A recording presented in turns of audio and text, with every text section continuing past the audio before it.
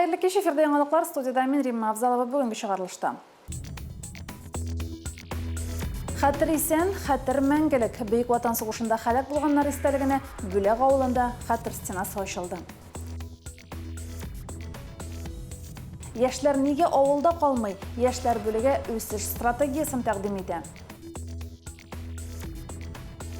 Балык қап су бойында ялтырап ят.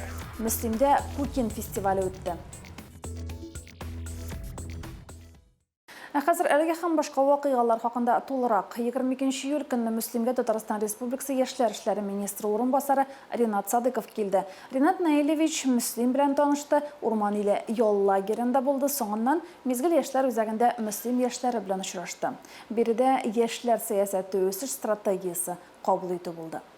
Яшьләр сәясәте һәм аның үсеш стратегиясе белән яшьләр белән эшләү һәм спорт бүлеге җитәкчесе Илшат Габбаров таныштырды. Ул яшьләр өчен тудырылган мөмкинлекләр турында сөйләде. Яшьләр авылда калсын өчен торак белән тәэмин итү проблемасын хәл итү кирәклеген искәртте. Стратегияны яклау ул инде Мөслим районында яшәүче һәм эшләүче яшьләрнең, тормыш итүче яшьләрнең ул киләчәге. Без инде киләчәк турында уйлыйбыз яшьләрнең.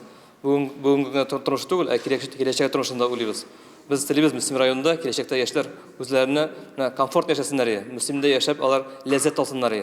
Шуны теләп, шу стратегиядә, шуның нигезендә без төзергә булдык. Яшьләрнең авылда калуында хезмәт хакының зур булуы да мөһим роль уйный ди Илшат Габбаров. Яшьләр эшләре министры урынбасары Ринат Садыков моның белән килешмәвен әйтте. Город, наверное, привлекает теми досуговыми возможностями, которые, наверное, не в том масштабе, не в том количестве присутствуют в деревне, в селе или в районном центре. Министр урынбасары яшьләрнең үзләренә мөрәҗәгать итте. Мәктәп укучыларының барысы да шәһәргә китү теләге барлыгын әйтте. Эшләүче яшьләр алар өчен Мөслимнең уңайлы булуын билгеләп үтте. Ничек мин Мөслимгә кайттым, чөнки миңа Мөслимдә бик нык ошый. Мөслимдә үсеп тә була, Мөслимдә барлык мөмкинлекләр дә бар. Миңа монда рәхәт, чөнки минем монда зона комфорта именно Мөслимем бездә. Фикерләр икегә аерылды. Яшьләрнең кайберләре ял, күңел ачу урыннары җитми дигән фикерне җиткерде. Күпчелек исә булганына канәгать һәм авылдан китәргә теләми. Проблема не только в заработной плате. Проблема в той среде и в том социуме, где сегодня хочет жить наша современная молодежь. Вот я глубоко уверен, что Муслимовский район и село Муслимово – это яркий пример, когда создаются и условия, и социум растет, и культура населения растет в разных ее аспектах. И, наверное, поэтому здесь есть и та часть молодежи, которая, несмотря на то, что учится в разных учебных заведениях Казани, Челнов, Альметьевская, Елабуги, она все равно возвращается, живет здесь и работает. Фикер алышу 2 сәгатьтән артык барды. Ринат Садыков яшьләр күтәргән кайбер мәсьәләләрдә ярдәм итәсенә ышандырды. Римма Авзалова, Динар Нурдинов, Мөслим телевидениесе. Мөслим кибетләрендә кайбер төр продуктларга бәя күтәрелгән. Кишер суганның бәясе бермә-бер арткан. Сәбәбе нидә? Кибетләрдә бәяләрне Лилия Шәймиева өйрәнде. Кибетләрдә кишернең бәясе 130 сумнан артып киткән. Хәер, кайбер кибетләрдә аны 80 сумга, 110 сумга да табарга була. Күргәч мин дә шаккаттым, әле алган юк ие. Менә бу яңгыр бәрәңген үстерер әле. Үзебез утыртабыз бүтәннәре. Әле кишердә кытырчыгындырда күренә. Пансаны албайбыз. Мин күрмәдем бәяләрне артканын, чөнки мин магазиннан алмыйм. Яшелчәләрне үзем утыртам. Елда шулай җитеп барамы? Җитә, нишләп җитмәсен? Әлбәттә, үзебезнең бакчада яшелчә, җиләк-җимеш үстерсәм дә, кайбер вакытта инде кибеттән сатып алырга туры килә. Әле сезон кермәде, уңышны җыеп алмадык. Шуннан да соңгы вакытта шушы бәяләр күтәрелү тенденциясе бик күп кешене борчуга салгандыр. Мондый бәягә без инде җиләк-җимеш, чит илдән кайтартылган тәм-томнар алырга ияләнгән һәм кишерне, суганны, чөгендерне шушындый бәягә алу безнең өчен дөрес түгелдер дип уйлыйм. Булай дәвам итсә, кишер һәм чөгендернең бәясе ит бәясенә дә җитәргә мөмкин. Үз бакчасы булмаганнар өчен быелгы җәй бер дә уңышлы килмәде. Сатып ала башласаң, акча янчыгы бик тиз бушый. Менә безгә, конечно, бу начаррак. Но ничего, барыбер алабыз инде. Пенсия бетте. Бетерәбез шушы ниләр яшелчәләр белән. оказывается, тега кишер еще банандан да дороже, оказывается. Мына бит ничек. Üstümde yaşayım, hekemet 2 tüytel baksamda onun pensiya alam. Mene son. Şunun ne yaşa? Кыйбатланган мысың бәйләр? Kıybat indi. Ösüz tügül. Мен абит кавашка дип килгән идем, борщ пешерергә кишерләрне, суганнарның бәяләрен карадым. Бәяләр битне арткан. Әлбәттә инде бу корылыкка да бәйледер. 52 сомга якын әршер жерде yok бит. Семьялы кешегә бу күпләр кирәк. Алган кешегә. Ходай ярдәм берсен. Яңгырлар булмау һәм корылыкны сылтау итеп, кибетләрне товар белән тәэмин итүчеләр бәяләрне шулай җәһәт кенә сикертә дә куйды. Шунысы сәерсендерә. Тамыр азыкларның күбесе чит илдән кертелгән. Үзебезнең аграрийлар җитештергән продукция булса, бәлки бәяләр уйнамаста иде. Быел инде үзегез белгәнчә корылык бит инде яңгырлар яумау сәбәпле яшелчәләрнең бәяләре икеләтә артты дисәк тә була. Шушы вакытта үткән елны, мәсәлән, кишерләрнең бәяләре 36 сум булса, хәзер уже быелны 76 сумга менде. Мин гомер яшелчәләрне үзем үстерәм. Магазиндагы яшелчәләрнең бәясе артуын кешеләрдән генә ишетеп беләм. Сатып алганыгыз юкмы яшелчәләр? Юк. Кавын белән карбыздан башка алган юк. Кибетләрдә бүген бәрәңгенең бәясе 70-80 сум тора. Багырагы, кыяфәте әллә булмаган икенче пекәйне 52 сумга да табарга була. Суган 28-35 сум. Помидор сортына карап 70 сумнан 150 сумга кадәр. Тик кибетләрдә бәя үсә дип, хезмәт хакы гына артмый. Пенсиялар да үз урынында тора. Ашыйсы килә. Ашар өчен яшибезме? Яшәр өчен ашыйбызмы әллә? Лилия Шәймиева, Динар Менхаҗев, Мөслим телевидениесе. Бүлек ауылы Бейік Отан соғышына 212 улымыз ата туған яқларын алардың үйізігіне әйленіп қайты. Бейік Отан соғышында бошларын салған қаһарманнар истәлігіне бүлекте стелла түзілді. 17 июль күні хәтер стенасын ачу тантанасы болды. Бұл вақиғаны ауылның олысы кішісі сүйініп қабыл етті. Бүлек авылы халкы мемориаль хәтер стенасын ачуны бик озак көтте. Бу эшнең башында Бүлек авылы кызы Рәйсә Ямаева тора. Төзү буенча бөтен чыгымнарны авыл халкы күтәргән. Авыл халкына шундый үзебезнең группаны төзедем дә, авыл группасын. Шундый мөрәҗәгать белән чыктым авылга. Авыл халкы мине куәтләп каршы алды, бөтенесе дә каршы килүче булмады. Үземнең шатны кушып куйдым да, акча җыя башладык, бөтенебездә дәррәү акчаларны җыйдык. Әкренләп җыелды. Менә 266 меңгә шушындый памятник китереп куйдык, ясап куйдык без.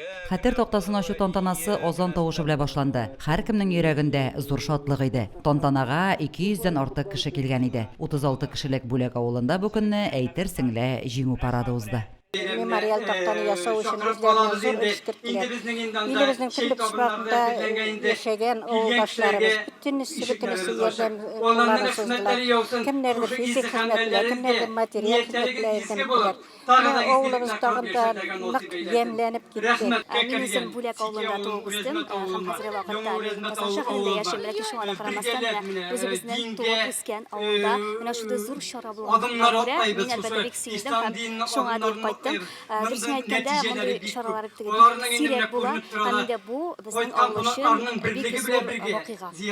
Советлар берлеге каһарманы Илдар Маннанов, шагыйрь Наиз Гамбәрнең рухы өчен дә истәлекле бу хәтер тактасы. Алар да шушы авыл егетләре. Хәтер стенасын төзүдә ярдәм күрсәткән бер төркем бүләклеләргә Үрәзмәт авыл җирлеге башлыгының мактау грамоталары тапшырылды. Лилия Шәймиева, Динар Менхаҗев, Мөслим телевидениесе. 20 май көне барша мөселман дөньясы Корбан гаетен билгеләп үтте. Мөслимләр дә бәйрәмнән читтә калмады. Мөслимнең Җәмигъ мәчетендә Корбан гаете иртәнге 7 сәгатьтә башланды. Иң элек районның имам мөхтәсибе Илгиз хәзрәт Сунгатулла вәгазь сөйләде. Вәгазьдән соң район башлыгы Рамил Муллин бәйрәм котлауларын җиткерде. Гает намазын укыганнан соң халык курбан чаларга таралды. Кич кояшлы Акыял зонасында гаилә бәйрәме үтте. Яңгыр яву сәбәпле бәйрәм 1 сәгатькә соңрак башланса да халык шактый җыелган иде. Иртәнге гаит намазыннан соң, хутбәләрдән соң инде барлык халык үзләренең корбаннарын чалганнан соң кичке вакытта җыелырга булдык ык буенда. Әмма ни кызганыч, яңгыр ява башлады. Без инде уйладык, менә бәйрәмне үткәрмәбез дип, бүтән көнгә күчеребез дип. Әмма инде Аллаһның рәхмәте яңгырлар тәмам кылды. Аллаһ дәрмәне матур гына кояшлар чыкты. Халык та килде, балалар да килде, яшьләр дә, олылар да. Инде Аллаһның рәхмәте яусын барысына да. Бәйрәм Коръән сүрәсе белән ачылды. Аны Җәмигъ мәчете Мәзинә Габделбасит хәзрәт укыды. Бәйрәмгә җыелучыларны районның имам мөхтәсибе Илгиз хәзрәт Сынгатулла, район башкарма комитеты җитәкчесенең социаль-мәдәни мәсьәләләр буенча урынбасары Марина Бәдретдинова, иҗтимагый совет рәисе Рушад Султанов котлады. Шушы бәрәкәтле изге Корбан гаете белән ихлас күңелдән тәбрик итәм. Аллаһы Тәгалә һәр кайсыгызга да шушы изге көндә кылган гыйбадәтләрегезне, укыган хәерле дугаларыгызны кабул кылсын, бигрәк тә бүген инде чалган корбаннарыгызны кабул кылсын. Бүген районыбыз халкы барлык мусульман дөньясында халкы кебек Корбан бәйрәмен бәйрәм итә. Шунысы куанычлы, соңгы вакытта халкыбыз иманга кайта кебек миңа калганда. Чөнки моны мин шуннан чыгып әйтәм, мәчетләребездә намазга йөрүчеләр һәм шунысы куанычлы арасында яшьләрнең шактый булуы, өлкәннәргә караганда күбрәк булуы бу инде куандыра торган хәл. Куандыра нәрсә өчен? Чөнки иманга кайту ул, димәк, тыелганнардан тыелып, кушылганнарны үтәү дигән сүз. Мен карт аятыннан үскәнгә мен 90-да хәзер кешеләрне күрәсем килде, карт аятында ятып гына җәннәт түгел бит инде. Кеше күрәйм мәдрәсәсендә күрәйм бит инде. Ярышларда катнашасызмы? Катнашам, бер елны булганда катнашып бүләк алып киткәнемме? Балалар Коръән сүрәләрен яттан сөйләделәр. Казан кунагы Роза Ихсанов мөнәҗәтләр укыды. Бәйрәм уеннар, спорт ярышлары белән үрелеп барды. Хатын-кызлар һәм ир-атлар аерым мәйданнарда көч сынаштылар, күңел ачтылар. Ир-атлар арасында көч, гайрәт таләп итүче милли көрәш, кул көрәше кебек ярышларга игътибар зур булды. Хатын-кызлар нигездә җитезлектә ярышты. Пәйгамбәрбез инде безгә ике бәйрәмне уйтып үткәргә кушты, күңелле итеп, шуңа күрә бу чаралар bir яктан, безнең яктан инде дәгъват буларак, әле диндә күптән түгел булган кешеләр өчен, әле динне белмәгән кешеләр өчен бу чаралар ничектер этәргеч тә була. Шуңа бу чаралар бик кирәк дип уйлыйм инде.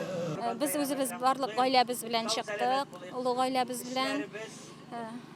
Балалар да күңелле генә ял итә, үзебезгә дә шулай олы бәйрәм әзерләү өчен biz бик шат, монда чыгып, кардәшләр белән күрешеп, бер күрешеп кайтып, үзебезгә рухи азык алып, балалар өчен куанып кайтабыз.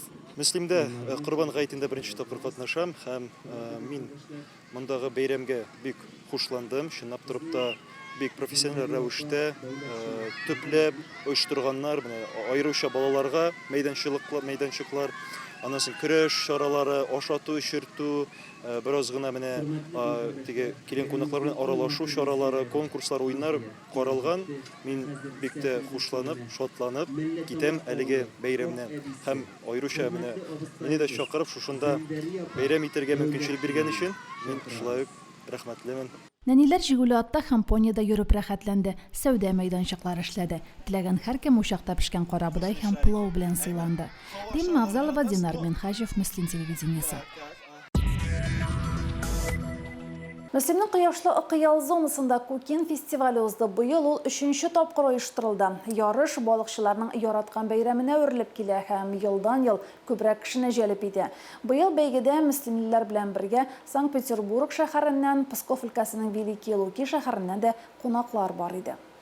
Күкен фестивалендә балыкчылар командаларга тупланып көч сынаштылар. Аякларны бәйләп йөгерү, токта кисеп, шул токта кисәгенә шөреп бору, чилеккә туп кертү, капчык белән сикерү, капчык киеп йөгерүчене күтәреп финишка чабу. Фестиваль менә шушындый кызыклы эстафета ярышлары белән башланып китте. Күкен фестивале безнең 3нче тапкыр уздырыла инде. Шушы менә аның үзенең төп урыны бар, лыжный база кырыена чыгып китәсең дә.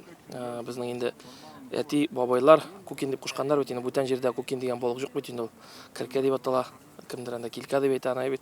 Бездә ул Күкен дип атала. Шуңа күрә инде безнең спорт җегетләре лыжный база каршында төзеп куйдылар аңа бер олы стелла, статуя дип әйтгәндә Күкен балыгын олы иттереп. Мен инде бәлек чактан ук инде бабайга ярып йөреп балык та башладык. Без инде бер 6 яшьтә бабай апшап китәдер балыкка. Шуннан бирле инде менә ул инде балыкчы инде кем бер балык тотасың, эре балык. Ул инде уже теге адреналин и привыкать итәсең, теге привычка сама булып кала. Ертең кеш уже йөри башлайсың. Вакытың бармы, юкмы, үзең киләме? Балыкчыларга сабырлык хасып юкка гына әйтмиләрдер. Шулай булмаса, сәгатьләр буе кормакка карап утыра алырлар идемени алар. Фестивальдә катнашучылар 1 сәгать буе балык тотты. Балык инде спортның бер төрен бик яраткан, менә мин ел сайын көтүгән, яйда кышта калганым юк, пенсия чыкканнан бирле. Менә быеллар менә ташу вакыттанда суны күтәрсеннәр икән белән балык та урлап калыр, суда чистар, болыннар да чистар. Менә мин үзем балыкчы магазины тотам инде, безнең районда балыкчылар бик күп ул.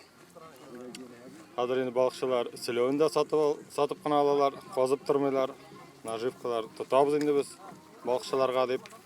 Жюри һәрбер балыкчының табышына бәя бирде. Ярыш нәтиҗәләре буенча төрле номинацияларда җиңүчеләр билгеләнде. Фестивальдә катнашучылар Ноил Хамматуллин пешергән тәмле уха белән сыйланды. Лилия Шәймиева, Динар Минхаҗев, Мөслим телевидениесе.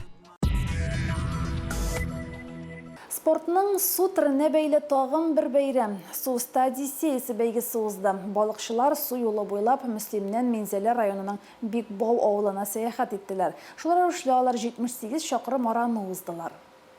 Райондашларыбыз су спорты төрләрен яраталар. Җирлектә туризмны үстерү райондашларыбыз арасында һәм күрше-тирә районнар белән дуслыкны үстерү өчен менә дигән мөмкинлек бу. Надводная Одиссея безнең 18 елны старт алган инде ул. Безнең 3 ел подряд бара. Шуңа күрә инде теләүчеләр күп. Менә быелны безнең 4 команда, теге елны 3 команда иде. Беренче вообще уздырганда безнең 5 команда булган иде. Сәяхәттә дирекция, Бадро, Титан, Чоллы командалары составында 21 кеше катнашты. Җирлегебездә менә шундый чаралар үткәрү инде безнең традиция кирип бара. Ел сайын инде именно шушы җәйне көтеп алабыз. Әле менә кичә генә Кукин фестивале үткәрдек. Бүген инде Надводная Одиссея, Суйста Одиссеясы.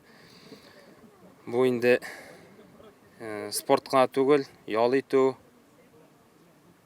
суда yüзү инде үзе бер рәхәт, җан тынычлана. Командалар Норатост авылы күпер яныннан 11 сәгатьтә юлга кузгалдылар. Бу иң куркынычсыз участок булып санала. Чөнки бу елгадагы соңгы күпер. Алга таба ачык су башлана. Каждый год сплавляюсь, это уже 7-й год. Я прошел ИК от Октябрьска до Мензелинска. И вот этот участок, он считается самый безопасный. То есть это последний мост, и после него начинается открытая вода. То есть здесь можно не бояться там водоворотов, мостов, препятствий, то есть и детские сплавы, и самый безопасный сплав начинается на Ике с этого места. Нәтиҗәләр Бикбау авылында ясалды. Иң шаян команда исеме дирекция командасына бирелде. Титан командасы Иңдус коллектив, Бадро командасы иң тәмле ризык пешерүче буларак бүләкләнде. Лилия Шәймиева, Динар Минхаҗев, Мөслим телевидениесе. Июльнең соңгы якшәмбесендә хәрби диңгез флоты көне билгеләп үтелә. Районыбызда әлеге гаскәрләрдә хезмәт иткән егетләр 40лап кеше. Шуларның берсе Альберт Кәримов Олы Чакмак авылында яши. Альберт Кәримов турында тулырак калдагы сюжетта. Альберт Кәримовны 1968 елда хәрби хезмәткә алалар. Төньяк флотка эләккән егет башта куркып кала. Диңгез флотындагылар 4 ел хезмәт итә бит. Дөрес, Альберт бәхетенә хезмәтне 1 елга киметәләр. Мөслим урта мәктәбен бетереп, 10 классны Нижегорскка киттем сварщик булып, угырга, сварщикка. И аны укып бетереп, сразу безне алып киттеләр армияга. Казанга башта, Казанда анда автоматлар белән Северный флотлар йөри. Мәйтәм безне эләгәр безне, наверное, качып та калып булмый. Точно эләктем инде. Всё, менә шулай итеп Североморскида учебныйда 6 ай и Сайдагубада калган бетереп 3 ел, ровно 3 ел отслужил мин. Сайдагубада урнашкан Гаджиево бистәсендә консервациядә торалар. Шунда ул яңа һөнәр үзләштерә. Хезмәттәшеннән көймә, корабль макет модельләрен ясарга өйрәнә. Органик пыяланы кисеп, детальләрне шүкеп, шомартып, корабльләр ясау шактый вакытны ала, ә материаллар белән командирлары тәэмин итә. Менә моңа 3-4 кирәк. Моңа да шулай ук. Бу корабльләргә бөтенләй. Кайсы 2-3 атнада ясап бетереп була. Буларны бөтенләй вытащивать итеп, полировать итеп, шлифовать итеп. Парусиклар уже милхиор дигән металл. Аларны миңа снабжать итеп тордылар. Альберт Абый үзе ясаган карап модельләре турында сөйләп, мәгълүмат биреп бара. Хәрби суднолар турында шул кадәр яратып сөйли, корабларны безгә күрсәткәндә дә хәрби флотта кабул ителгән тәртип буенча төзә. Альберт Абыйның тагын бер һөнәре бар. Аучы да әле ул. Өендәге аучы пушмагында пуши мөгезләре, күзән, сусар, куяннарның карашкылары да урын алган. Карашкыларны да Альберт Абый үзе ясый.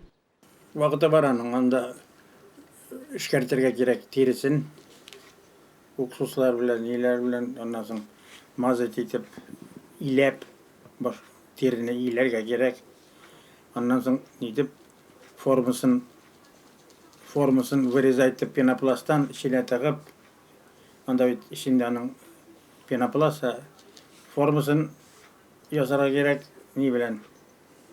Куянның башын ничек булган, шулай вырезать итеп, икегертеп, эше күп инде. Менә шундый гаҗәеп кеше яши районыбызда. Табигатьне яратучы, матурлыкка гашыйк һәм үзе дә матурлык тудыручы Альберт Абый бүген дә диңгезне сагына.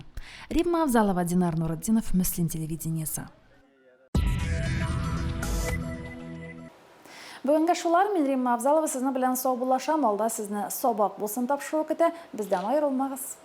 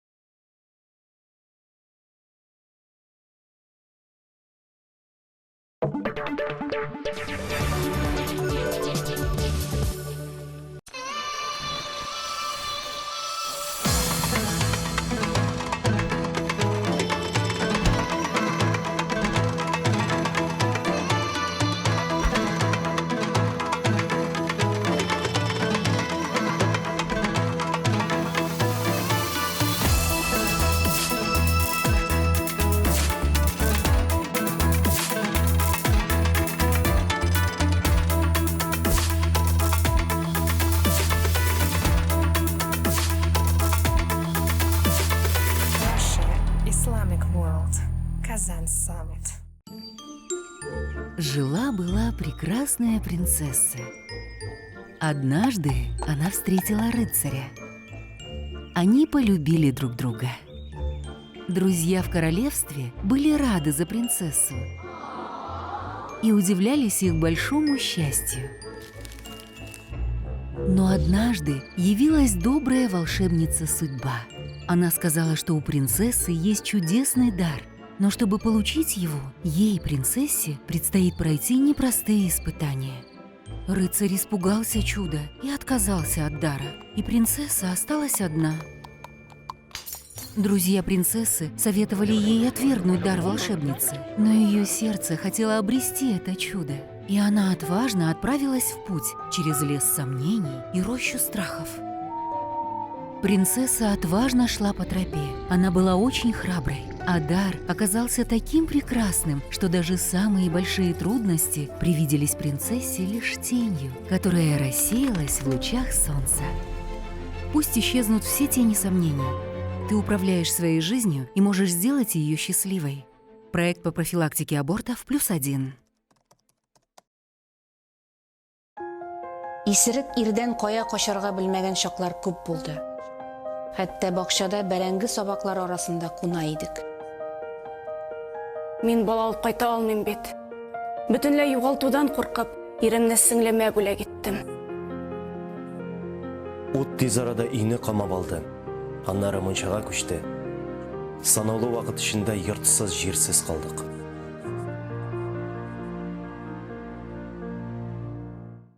Активный образ жизни – ключ к твоему здоровью и долголетию. Ожирение, гипертония, диабет и даже рак развиваются от малоподвижного образа жизни. Двигайся, танцуй, упражняйся в скандинавской ходьбе.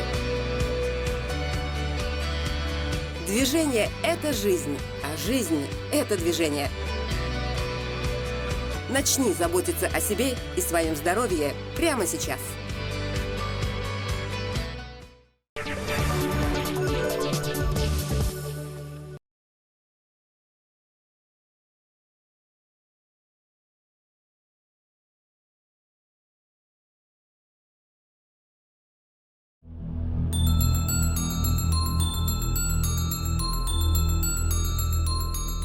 Узган атнада җирлегебездә юл транспорт хәрәкәтләре саны кискен артты. Районның даи хезмәткәрләре хәбәр итүенчә, узган атнаның җомга көнендә генә дә мөслимебездә 5 юл транспорт хәрәкәте теркәлде. Шунысы сөенечле. Аларның барысы да механик характерда. Атна дәвамында теркәлгән юл транспорт хәрәкәтләре саны барысы 12-не тәшкил итә. Әйдә, абзый. Җырлап күрмә. Кан кештесің? Сізді мына алып берсе келе. Мен сені Астана табарым. Автопарат транспорт средством. Мына шунда қолдырған енді машинаны. Жоқ енді немеганы бір алға шегесі, бір алға шегесі. Мына машина шунда қойғанда кіргенде ятаған. Неге айтып жүрсің? Былтыр ярты ел ішінде 35 кішілік болса, ішіп идара еткен. Биыл ярты елға 58 кішілікті. Бұларның көпшілігі iş orunlarını yoğaltalar. Soňra arada işken kelip şeýler etken hatan kızlarыбыз uçuramay başlady. Hatan kızlar ýenim tutkası işep birge oturmasınlar ýeňde. Артына спиртлы эчемлекләр кулланып утыручылар саны кимеми. Бик күпләр спиртлы эчемлекләр куллану сәбәпле төшемле эшсез дә калалар. Тик бу гына аларны туктатмый. Мин угрышламыйм. Нәмә эшләсәң, әле иртәгә эшләсәң, нәмә эшләмәйсең? Аль Сейнди. Решенный все? Не, гуморлыкка решенный. Неге гуморлыкка? Гуморлыкка. Машина йөртү таныклыгына мәхрүм ителеп, зур суммада штрафка тартылу гына бер нәрсә әле. Правасыз килеш кабаттан руль артына тоткарланып, янәдән саллы штрафка тартылалар. Андыйлар 15 тәүлеккә кадәр сак астына алына, яисә 30 мең сум күләмендә штрафка тартыла.